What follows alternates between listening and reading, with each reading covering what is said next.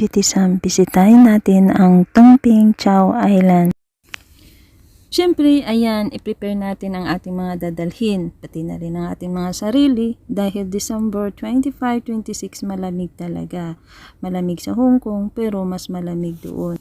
Kasi malapit na doon yan sa China at siyempre wala na doon signal. Kaya magdala ng mga power bank, i-recharge na full ang mga cellphone. Alamin din natin ang mga pwede at saka hindi dapat sa pagpunta doon sa island. Katulad ng mga basura, dapat i-minimize natin yung mga basura doon. Mas maigi pagdating natin sa campsite, pagdating ng bark, ng ferry doon, meron na namang board doon. So, may mga nakalagay doon ng mga pwede at hindi pwede. So, basahin muna natin yan bago tayo mag-proceed para safe at may precaution tayo. Kaya tara na. Simulan na natin kung paano ang pagpunta doon sa pier, then going to Tongping Chao Island. So, sa KCR, ang labasan mo ay University Exit A or B. Then, pakaliwa ka, lalakarin mo lang siya. May makita kang hospital dyan, sundan mo lang yan. Mahaba-aba din ang lalakarin, siguro mga 30 minutes. Then, may left kang dadaanan. Then, may subway. Labas ka sa subway. Then, another subway. Then, makita mo ang Maloy Shoy Ferry Pier.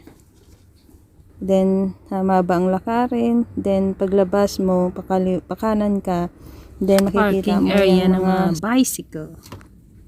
Pakaliwa ka sa gilid para makalabas ka papunta sa pier.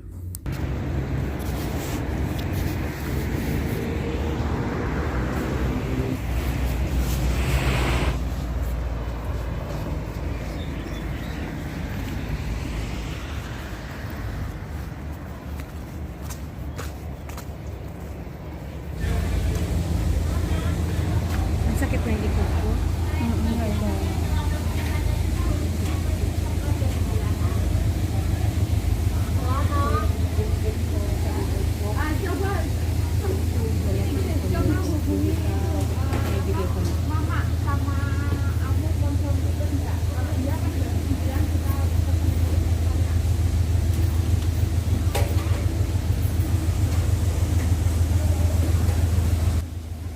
Ito yung ferry na sasakyan namin mamaya.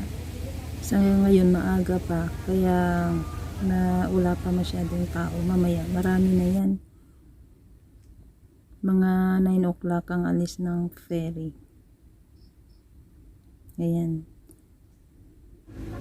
Then, 100 ang pamasahe back and forth.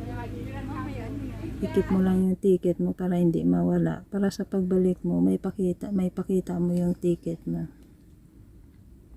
Kaya ito kami, yung mga kasama ko sa sa ferry, papuntang campsite sa Tongping Chao. Ayan, busy sila. Excited, happy. Yan.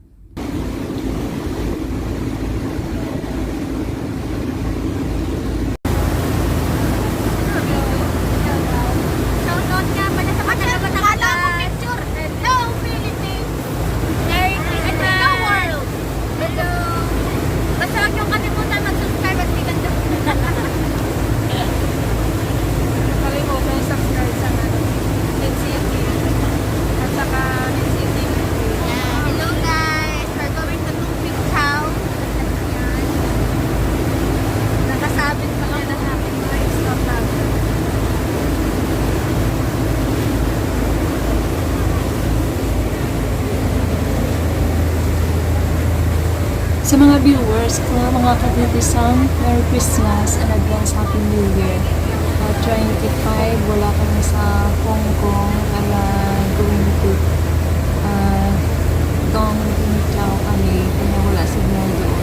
Kaya dito pa lang, nag-advance na kami ng greetings namin naman. Merry Christmas to all. Kaya din, enjoy lang ating vegan as all. Bigla.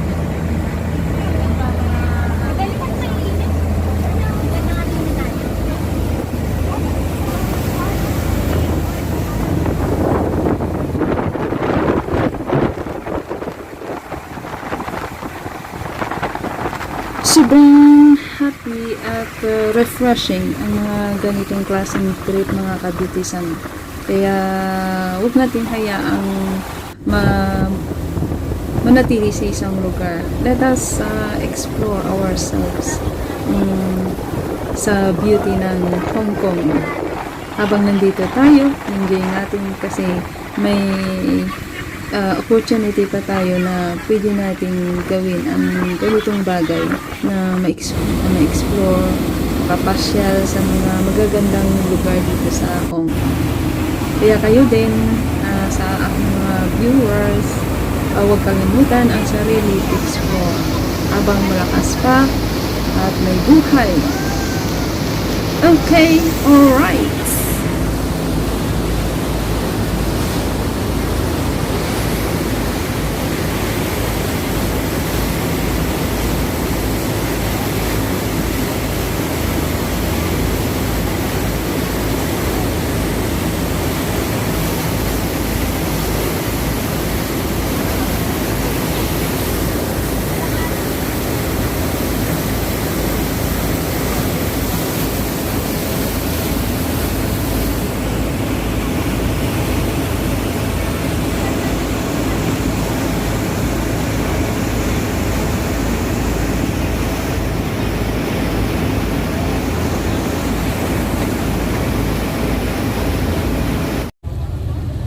Okay, nakarating din tayo mga kabitisan dito sa Tung Bing Chau Island. At diyan madaanan natin na may board dyan. Mababasa na natin dyan ang mga pwede at hindi pwede na dapat gawin habang nandito sa isla ng Tung Bing Chau. Kaya basa-basa din minsan para alam natin ang mga precaution safety natin. Okay, yan ang gandahan dito sa Tung Bing Chau.